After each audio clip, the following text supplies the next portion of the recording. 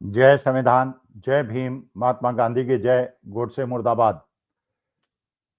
Dollar की तुलना में रुपए का लगातार गिरना और शेयर मार्केट का लगातार गिरना आखिर कहना क्या चाह रहा है?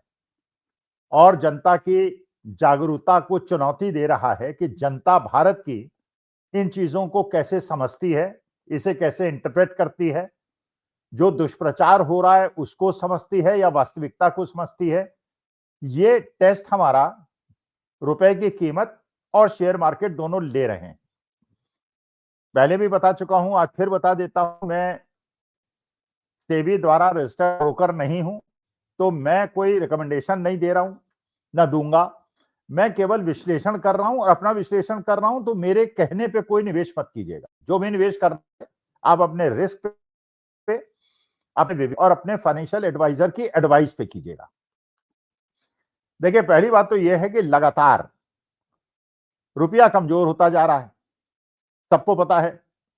कुछ लोग ये दिखाने का प्रयास करते हैं कि रुपया कमजोर होना देश के लिए हानिकारक नहीं है, जबकि वास्तविकता बिल्कुल इसके प्रतिकूल है। रुपए का कमजोर होना भारत जैसे देश के लिए जो आयात मूलक है, वो न केवल देश के लिए बहुत घातक है, बल्कि गरीबों के लिए भी बहुत घातक है। आप जानते हैं कि हमारे देश के अंदर जो तेल है वो आयातित है, ज्यादा 80% आयातित है, केवल 20% का प्रोडक्शन हमारे देश के अंदर होता है। अगर तेल के दाम बढ़ते हैं तो उससे अगर रुपया ज्यादा कमजोर हो जाता है तो तेल के दाम और ज्यादा तेजी से बढ़ते हैं। जैसे मान लीजिए $60 पर बैरल का तेल है और 80 रुपए का $1 है, तो 80 इंटू 60 रुपए हमें देने पड़ेंगे, डॉलर देने पड़ेंगे। लेकिन अगर 90 रुपए का डॉलर है तो हमें 60 इंटू 90 देने पड़ेंगे। इसका माने 12-13% हमें कीमत ज्यादा देनी पड़ेगी। आप जानते हैं सोना आज के तारीख में केवल ऐसी चीज हो गई है, और सोना कब तेज होता है? जब मार्केट के अंदर, इकोनॉमी के अंदर अनसर्टेनिटी होती है। और सोना और चांदी 3 लाख रुपए और 1.5 लाख रुपए के आसपास पहुंच गए। माने गरीब आदमी के लिए, मध्यम वर्ग के लिए तो अब अपनी बेटी की शादी में मंगलसूत्र देना भी मुश्किल है और एक भी हार देना मुश्किल हो गया है। ये हमारे मोदी जी की सरकार की पिछले 11 साल की उपलब्धि है।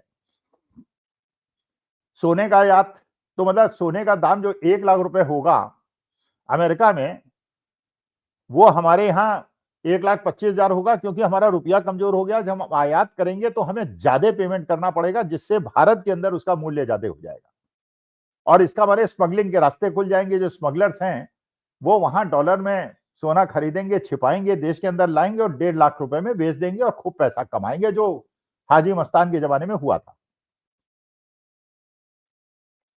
शेयर मार्केट आखिर हमसे कहना क्या चाह रहा है? आपने देखा कि शेयर मार्केट हालांकि इकोनॉमिक सिचुएशन का सही दर्पण नहीं है, और हम तब भी ये कहते रहे। जब शेयर मार्केट लगातार बढ़ रहा था तो लोगों ने ये कहना शुरू किया कि ये इसका दिखाता है कि इकोनॉमी बड़ी अच्छी चल रही है। ये वास्तविकता नहीं थी, कोई कोरिलेशन नहीं है।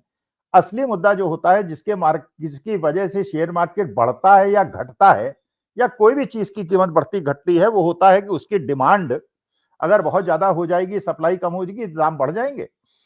डिमांड कम हो जाएगी, सप्लाई ज्यादा हो जाएगी, तो दाम गिर जाएंगे। यही लॉ ऑफ डिमांड और लॉ ऑफ सप्लाई है।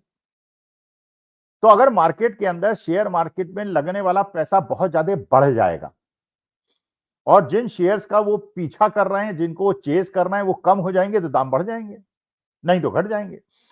अब आपने 2004 में जो न्यू पेंशन स्कीम लागू की, जिसे अब यूनिफाइड पेंशन स्कीम आपने कर दिया, तो सरकारी कर्मचारी और कर्मचारियों का पैसा आपने शेयर मार्केट और बॉन्ड मार्केट में जबरदस्ती डलवा दिया, और उसी के रिटर्न के अनुसार आप उसको रिटायरमेंट के बाद पैसा देंगे।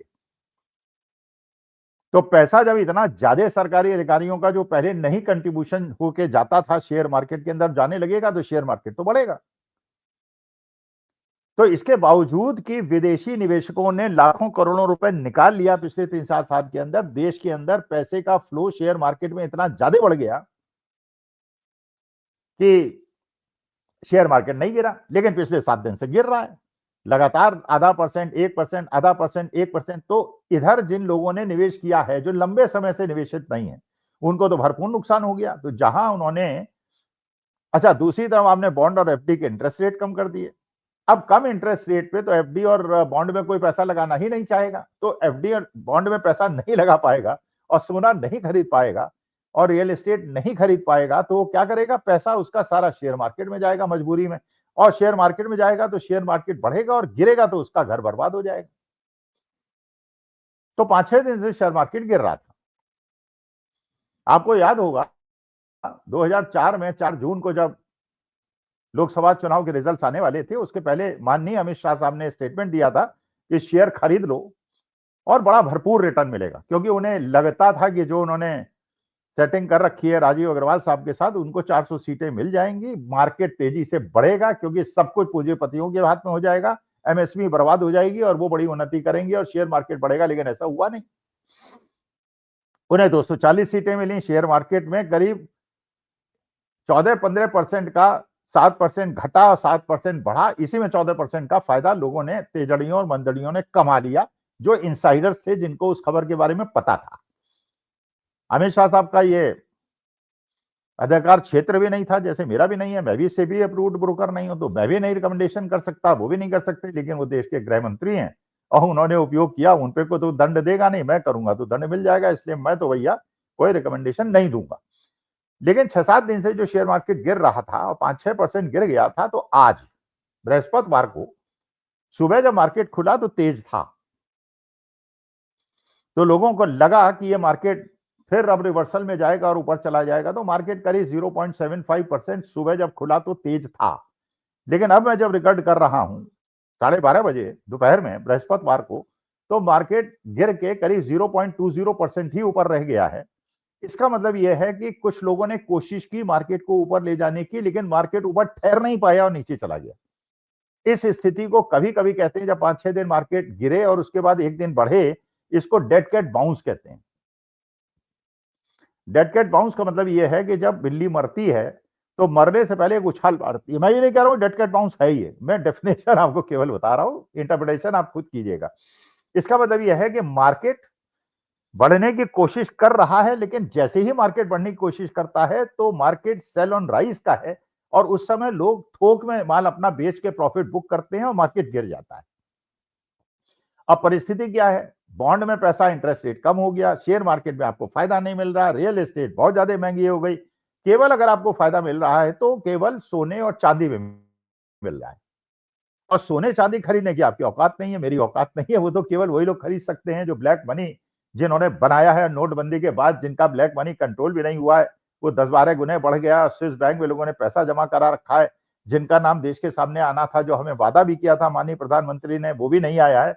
तो वो लोग सोना चांदी खरीद रहे हैं, क्योंकि 3 लाख रुपए किलो की चांदी खरीदने की औकात तो बहुत कम लोगों की है, और स्मगलिंग को इससे भाड़ा मिला है। तो ये जो शेयर मार्केट कह रहा है, शेयर मार्केट कह रहा है कि मामला कुछ ठीक नहीं है। अमेरिका के टैरिफ का असर, क्योंकि हम लोग पहले भी कह रहे थे कि इसका तुरंत इफेक्ट नहीं होता है, इसका इफेक्ट 6 महीने के बाद होता है, 6 महीने बाद शुरू हो गया है। आगे हमें 2-4 महीने देखना पड़ेगा कि ये कहां तक जाएगा, और उसके बाद शेयर और रुपए का कमजोर होना शेयर मार्केट को और ज्यादा कमजोर करता है, क्योंकि जैसे जैसे रुपया गिरता है वैसे वैसे विदेशी निवेशकों के रिटर्न कम होते जाते हैं और वो भारत के शेयर मार्केट में मजबूरन बेचते हैं, और मजबूरन बेचते हैं तो शेयर मार्केट नीचे गिर जाता है। अभी तो परमेश्वर की कृपा है कि म्यूचुअल फंड के अंदर रेगुलरली सिस्टमैटिक इन्वेस्टमेंट प्लान से लोग पैसा लगा रहे हैं, और न्यू पेंशन स्कीम का पैसा भी शेयर मार्केट में जा रहा है, इसलिए मार्केट तेजी से नहीं गिर रहा है। लेकिन अगर म्यूचुअल फंड में एसआईपी लोग बंद करा देंगे तो शेयर मार्केट गिर सकता है, संभावना है। रिकमेंडेशन में कुछ नहीं दे रहा हूं, अपने फाइनेंशियल एडवाइजर से बात करके निर्णय लीजिएगा। लेकिन आपसे मेरा निवेदन है कि रुपए का कमजोर होना एक गंभीर घटना है। शेयर मार्केट का इस प्रकार से गिरना, उछलने का प्रयास करना और फिर गिर जाना, यह भी खतरनाक घटना है और इस पर ध्यान आपको रखना चाहिए। थोड़ा बहुत शेयर मार्केट के बारे में, अर्थशास्त्र के बारे में जानना आपके लिए आवश्यक है, क्योंकि आपका पैसा इसमें लगा हुआ है। हर जगह आपको ध्यान रखना चाहिए और पैसे की सुरक्षा उसी प्रकार से करनी चाहिए जैसे आप अपने परिवार की करते हैं और अपने बच्चों की करते हैं। नमस्कार, धन्यवाद और प्रणाम।